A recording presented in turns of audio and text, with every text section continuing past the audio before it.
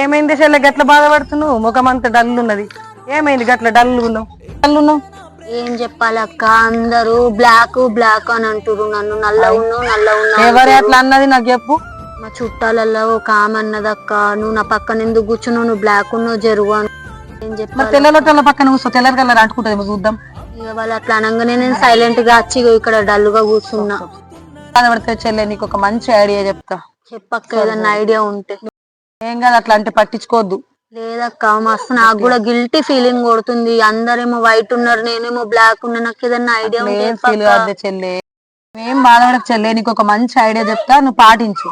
సరే, ఎవ్వరు చెప్పక, అది సీక్రెట్. నీకు చెవులో చెప్తా, ఓకేనా? ఇంతేనా? ఈరందే నన్ను పట్టించుకోండి, తిన్నొద్దులు చేసి కంపల్సరీ రిజల్ట్ ఉంటుంది.